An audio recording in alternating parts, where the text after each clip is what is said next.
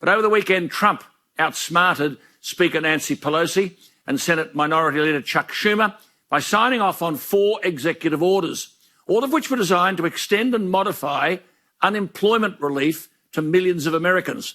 The Democrats had refused to budge on proposed legislation, which would have implemented the measures. Get the message? The intention was, of course, to deprive the electorate of Donald Trump's stimulus measures, and that way voters' frustrations would be directed at Trump. Well, they failed. What's more, Trump was attacking voter fraud. Trump rightly says that voters should have to verify their identity by signature and photo ID when casting their vote. What's wrong with that? I wish the same happened here in Australia.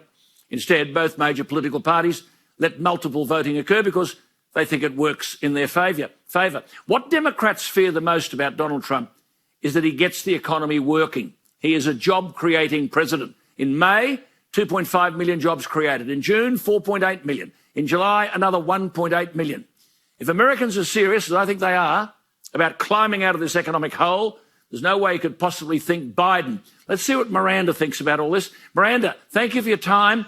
Just before we get to Sleepy Joe, Donald Trump went over the heads of Nancy Pelosi and Chuck Schumer.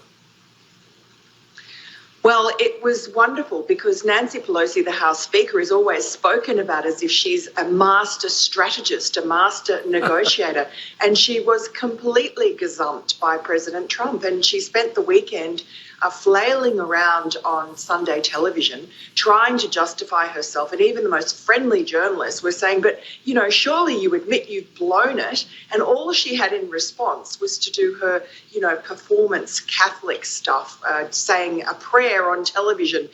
She always prays for Donald Trump, and it's all incredibly hypocritical. So good on him. And really, Nancy Pelosi and Chuck Schumer, all they wanted to do was add all their little sweetness, trillions of dollars. She talks about $1 trillion as if it is nothing, and she wanted 3 trillion plus or minus $1 trillion. And it's all about, you know, giving money to the Democrat states which have squandered money and spend like drunken sailors. You're too smart for them, Miranda. Joe Biden, we'll come to him again later, but the polls, tell us about the polls.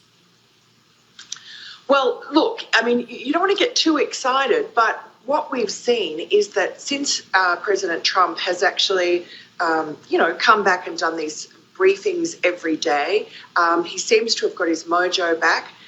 He's had a few good wins, like this Nancy Pelosi one. Also, we've just had a Gallup poll showing that 81% of black people don't want to defund the police, and that's had an amazing effect, a very quick turnaround on the Democrats and those Democrat mayors who now suddenly are interested in law and order. And, of course, Donald Trump's been out front of that from the beginning. Yes. So the times are suiting him. And in the battleground states, it's tightening to within the margin of error, around 3 points, whereas, you know, a week ago he was behind on all but one. Miranda, China, how much will Trump pulling China into line be a plus for him in the minds of the American voter? Because their jobs in the US economy have been crippled by this Wuhan virus. Well, very much. And he makes a point every day. Today he was doing it again to call it the Chinese virus, the CCP virus. He's always very keen to point out that he holds China responsible for this, that he is the first president to actually extract anything in terms of trade before the pandemic from China. And also there is a new intelligence out this week showing that China and Iran are trying to rig the election as much as they can or interfere with the election so that Joe Biden wins. And, of course, Nancy Pelosi makes a big deal because she says, well, that same report says that Russia wants Donald Trump to win. But really, I mean, China is the big enemy. China is the problem, and it is doing whatever it can to spy on and manipulate the situation so that it can do more damage to the US. Miranda, before you go, can we just have a look at this Joe Biden gaffe? This is quite extraordinary. What the hell has he said this time? Have a listen to this, Joe Biden.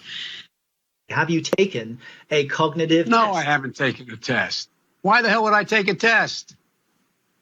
Come on, man. That's like saying before you got in this program, you take a test where you're taking cocaine or not. What do you think, huh? Are you a junkie? What do you say to President Trump who brags about his test and makes your mental state an issue for voters? Well, if he can't figure out the difference between an elephant and a lion, I don't know what the hell he's talking about.